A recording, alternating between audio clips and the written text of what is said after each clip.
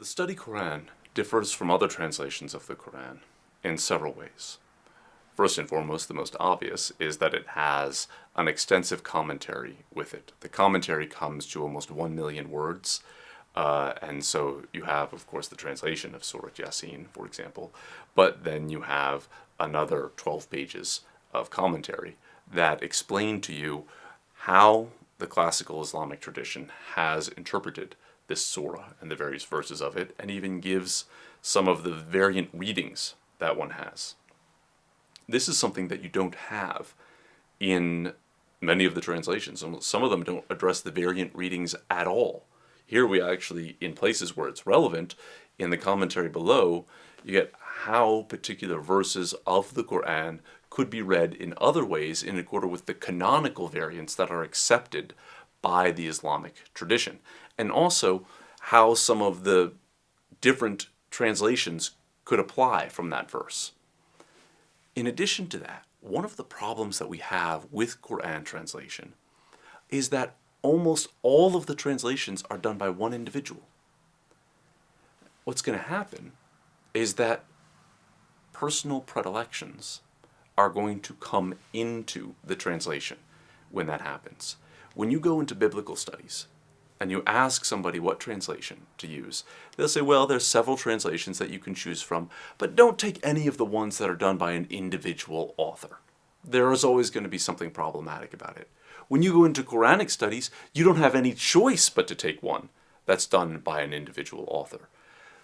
This is the first translation of the Qur'an that is done by a group of Muslims who are also trained in the Western academic tradition.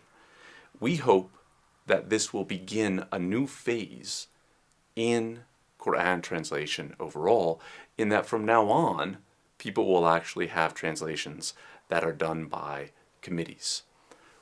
What we have done with this translation is to try to achieve both the highest level of accuracy and the highest level of eloquence.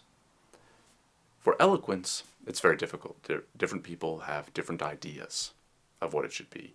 But if you go through English history and you ask people, what do you think of when you think of the Word of God? Just ask native English speakers, at least in America. They'll usually tell you the King James Bible or Shakespeare.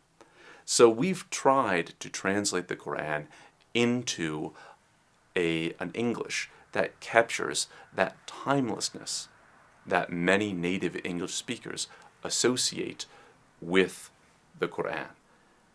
As we said before in an earlier question, well, if the Qur'an is in Arabic that's difficult to understand, is it really applicable? Of course. It's the same thing with the King James Bible. This is English that really people wouldn't understand today. If you say, wherefore art thou? This isn't going to make sense to somebody. But when the people read it, and they read the Lord's Prayer in early modern English, it resonates for native English speakers. So we've attempted to bring forth a translation that will resonate for people who are deeply embedded in the English language, and will also capture something of that relationship that the Arabic of the Qur'an has to modern spoken Arabic. Modern spoken Arabic doesn't sound like Quranic Arabic at all. It's the same thing with early modern English and current spoken Arabic. To translate the Qur'an into contemporary English really abuses the text to a certain degree. As the lead editor for the project said, Hussein Nass said, it's like putting it into, he calls it baseballese. It's like the language that you hear a baseball broadcaster speaking, or the language of the